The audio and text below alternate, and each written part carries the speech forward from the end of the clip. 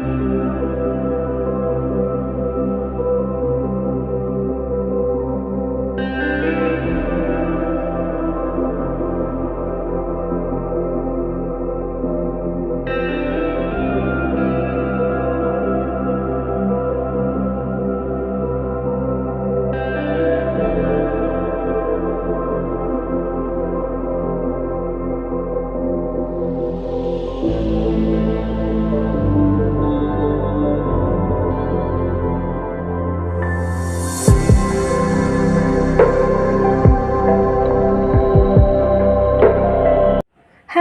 Everyone.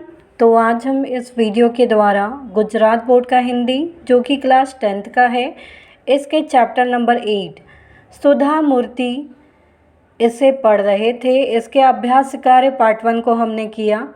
आज हम part 2 को करेंगे। तो आइए इसे हम स्टार्ट करते हैं। नेक्स्ट क्वेश्चन था हमारा, निम्नलिखित प्रश्नों के उत्तर 4-5 वाक्यों में लिखिए।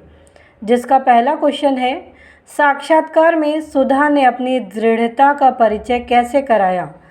तो साक्षात्कार में काफ़ी तकनीकी प्रश्न पूछे गए थे और सुधा मूर्ति ने उनके सही उत्तर दिए थे। पर एक बुजुर्ग सज्जन ने कहा कि यहाँ फैक्ट्री में मुख्य कार्यस्थल पर महिलाओं की नियुक्ति नहीं होती।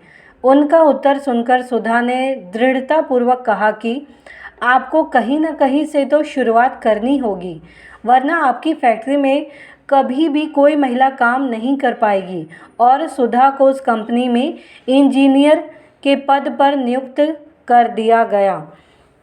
तो ये सुधा मूर्ति जी को काफ़ी सारे तकनीकी प्रश्न पूछे गए और उन्होंने उनका सही जवाब भी दिया।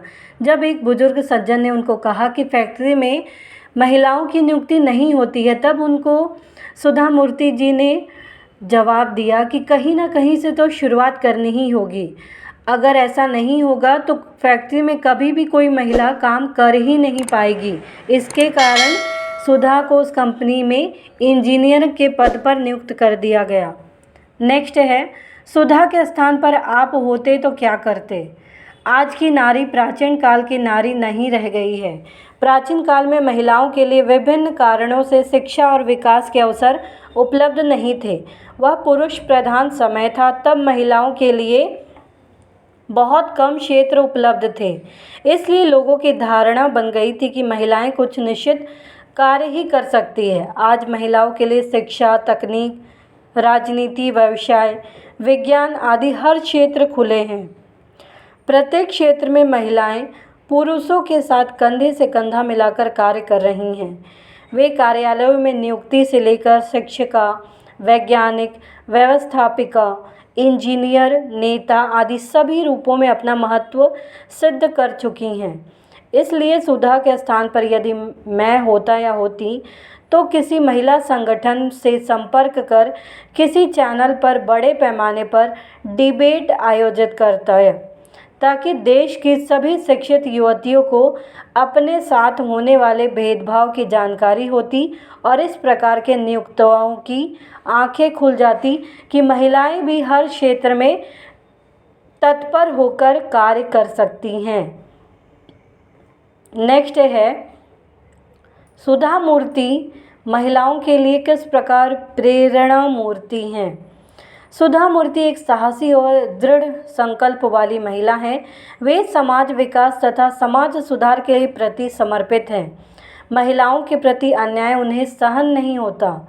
टेल्को यानी टाटा की ओर से इंजीनियरों की आवश्यकता वाले विज्ञापन में महिलाओं के लिए आवेदन न करने वाले वाक्य के खिलाफ उन्होंने आवाज़ उठाई और टेल्को में इंजीनियर के पद पर पहली महिला के रूप में उनकी नियुक्ति हुई।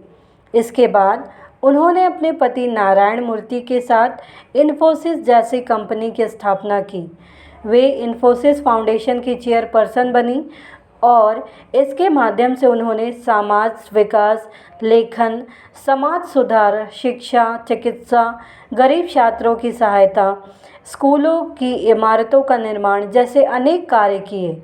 उन्हें अनेक पुरस्कारों से सम्मानित किया गया। इस प्रकार सुधा मूर्ति महिलाओं के लिए प्रेरणा मूर्ति बन गई।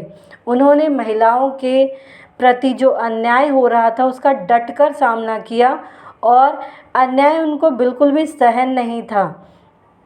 जिस प्रकार से विज्ञापन दिया गया था टेल्को कंपनी के द्वारा, ये उनको बर्दाश्त नहीं हुआ और उसके खिलाफ उन्होंने आवाज़ भी उठाई और इंजीनियर पद पर पहली महिला की नियुक्ति वहाँ पे हुई सुधा मूर्ति जी की। उन्होंने इसके बाद अपने पति के साथ मिलकर इन्फोसिस कंपनी की स्थापना की। वो इन्फोसिस फाउंडेशन की चेयरपर्सन भी बनी। इसके माध्यम से उन्होंने समाज विकास किया, लेखन, समाज सुधार, शिक्षा, चिकित्सा, गरीब छात्रों की सहायता, स्कूलों की इमारतों का निर्माण करवाया। इसके लिए उन्हें अनेक पुरस्कार से भी सम्मानित किया गया। इस प्रकार सुधा मूर्ति जी महिलाओं के लिए एक प्रेरणा मूर्ति बन गई। नेक्स्ट है, निम्नलिखित शब्दों के पर्यायवाची शब्द दीजिए।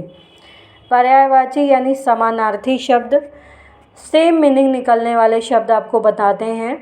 परिसर का प्रांगण, शुरुआत का आरंभ, मेहनत का परिश्रम, सूखा का अकाल, अनुसंधान का खोज, पुरस्कार का इनाम। ये थे हमारे पर्यायवाची शब्द। अब है नेक्स्ट विलोम शब्द। निम्नलिखित शब्दों के विलोम शब्द दीजिए। विलोम को विरुद्धार्थी शब्द भी कहते हैं, ऑपोजिट शब्द, जो ऑपोजिट वर्ड होते हैं वे। आवश्यक का अनावश्यक, सौभाग्य का दुर्भाग्य, उपस्थित का अनुपस्थित, सज्जन का दुर्जन, अपना का पराया, उच्च का निम्न, अधिकतम का न्यूनतम। ये शब्दों के ये पर्यायवाची ना होकर ये विलोम है। विलोम अर्थात उल्टा। आवश्यक किसी वस्तु की आवश्यकता होना, अनावश्यक मतलब उस वस्तु की आवश्यकता नहीं होना। नेक्स्ट है, निम्नलिखित शब्दों की भाववाचक संज्ञाएं बनाइए। जिसमें पहला है अधिक। अधिक का भाववाचक संज्ञा होगा अधिकता। सफल का सफलता, आवश्यक का आवश्यकता, असमान का असमानता, पुरुष का पौरुष, स्त्री का स्त्रीत्व। ये था इसके भाववाचक संज्ञा। नेक्स्ट है, निम्नलिखित मुहावरों के अर्थ देकर वाक्य प्रयोग कीजिए। ये हमें ध्यान में रखना है कि हर बार मुहावरों के अर्थ के साथ उसका वाक्य में प्रयोग भी पूछा जाता है। जैसे फर्स्ट पूछा गया फुला न समाना, जिसका मतलब होता है अत्यंत प्रसन्न होना। अब हमें इसी शब्दों का प्रयोग करना है वाक्य में भी। जैसे सुधा को नौकरी मिल जाने से वह फूली न समाई, अर्थात बहुत ज़्यादा प्रसन्न हो गई। बात न पचना, बात गले न उतरना। जैसे वाक्य में प्रयोग है सुधा ने विज्ञापन में स्त्री पुरुष का भेद पढ़ा तो उसके मन को यह बात नहीं पची। नेक्स्ट है, निम्नलिखित कहावत का अर्थ समझाइए।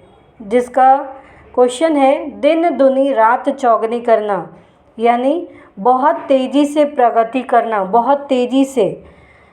तो उम्मीद है आपको ये सारे क्वेश्चन के आंसर समझ में आए होंगे। तो प्लीज़ आप इस वीडियो को लाइक करना, शेयर करना, सब्सक्राइब करना, कमेंट करना ना भूलें। Thank you.